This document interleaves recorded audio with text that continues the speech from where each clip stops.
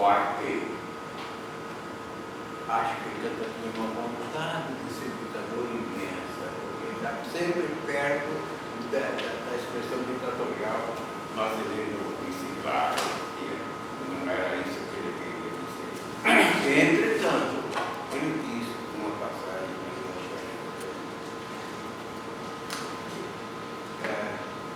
diz que o soberano ele tem uma lei e deve ser respeitado como soberano. E eu, se eu me encontrar com o soberano, isto é, com o legislador, eu devo respeitá-lo sem saber de onde vem nem quem ele é. Ele é o soberano, portanto, eu devo obedecer a ele. É um imperativo categórico social e um tanto exagerado, mas é isso.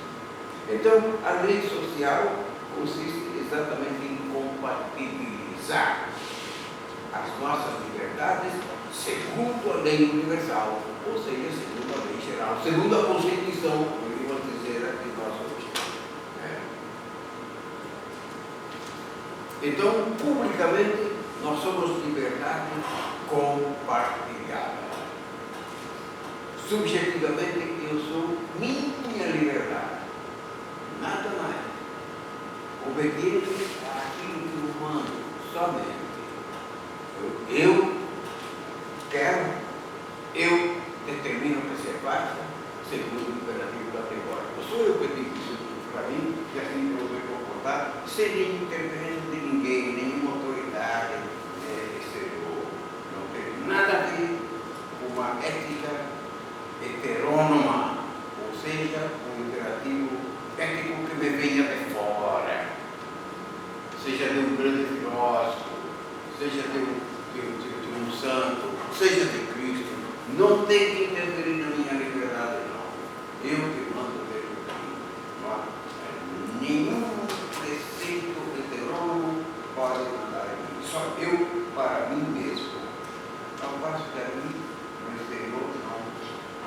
Eu devo submeter a minha liberdade à lei para que eu possa, minha liberdade possa conviver com os meus outros.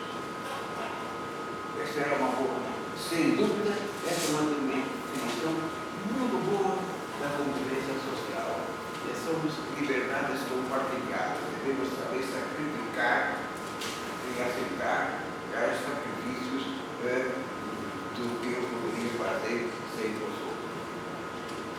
Daí o esquema, eu coloquei aqui a liberdade, a lei, ações sociais legais. Essas são legais. Não são morais, são só sociais.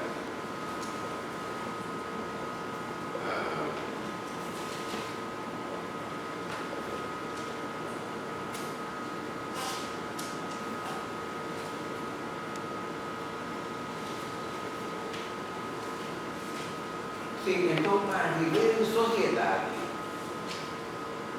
não devo fazer outra coisa senão respeitar as leis. Mas eu não tenho nenhuma convicção dessa lei. Não preciso ter convicção nenhuma. Na moralidade, sim, estou convicto de imperativo categórico. Aqui, por exemplo, posso discordar das leis. O que interessa é seu assunto. Chega. Ninguém de nós gosta de pagar imposto, evidentemente, ou fazer imposto de renda, maldito, todos os anos, e não gosto desses imperativos. Posso não gostar, depois, mas eu cumpri, chega. Ao legislador basta isso, porque não se trata da moralidade, se trata da legalidade. Cumpriu a lei? Está tudo cumprido. Então, basta cumprir a lei social.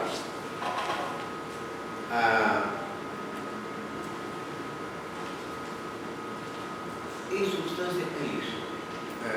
Então, nós vimos a liberdade subjetiva, a ética, que se converte em política através da doutrina do direito, seguindo mais ou menos o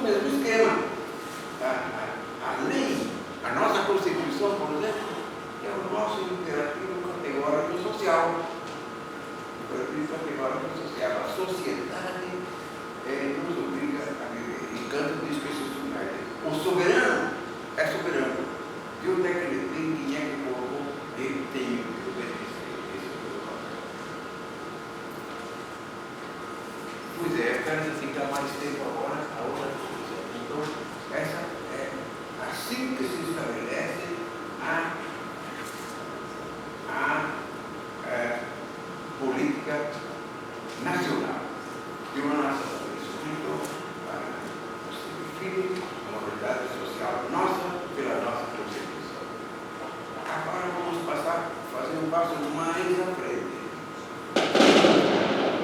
Esperar esse, e aí vamos nos demorar mais, esperar esse da sociedade e da legalidade internacional.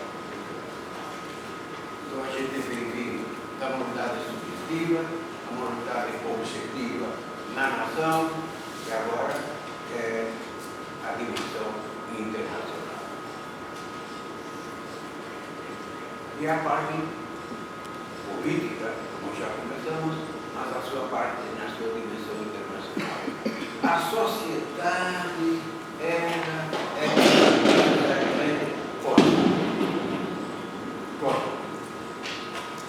E veremos de que maneira ele chega lá. No caso, eu tenho dois livrinhos aqui, eu tenho isso de xerox, para vocês encontram na edição 70 de Portugal, edições 70. Eu estou nas áreas que eu chego aqui, porque eu tenho em português esse livrinho. Ou seja,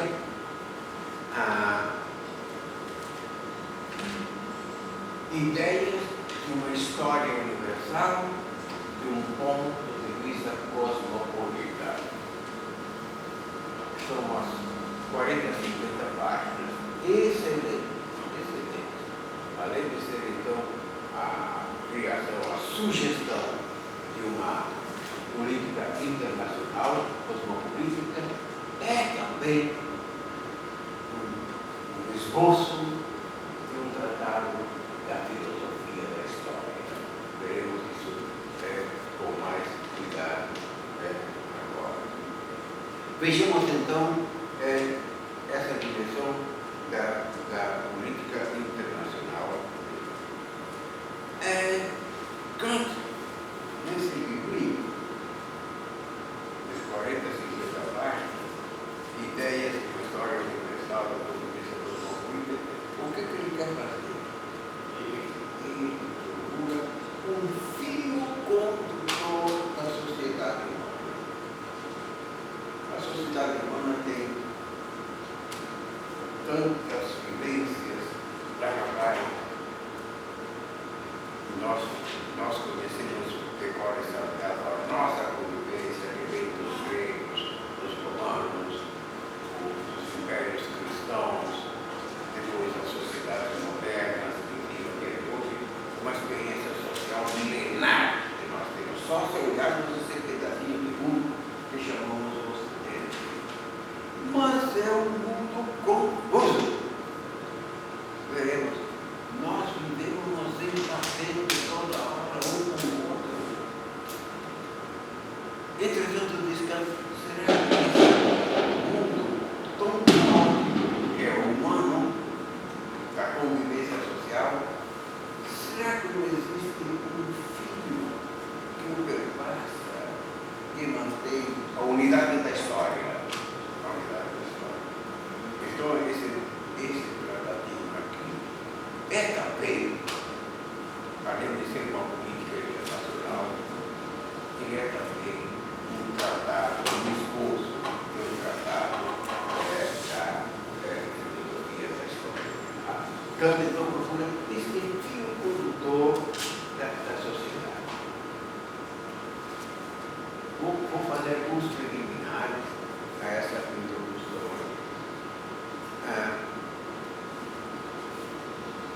Tudo indica, diz Kant, tudo indica que na sociedade atual está acontecendo, ou é uma sociedade em marcha para constituir, de fato, um Estado universal. A nossa história, aparentemente, como ela se mostra hoje, parece ser uma sociedade em marcha para estabelecer um Estado universal baseado no direito. O direito acontece de tudo, a lei nacional, a lei internacional e a lei cosmopolita. Teríamos assim uma progressão Nós teríamos a ética subjetiva, como acabou você de falar, a ética subjetiva, pessoal. Há uma ética nacional, isso é, a convivência das liberdades numa sociedade determinada, e finalmente a sociedade internacional cosmopolita. Então parece que existe uma marcha nesta direção. Nós vamos da subjetividade, a objetividade limitada pela nação, a objetividade internacional e finalmente a uma objetividade cosmopolita.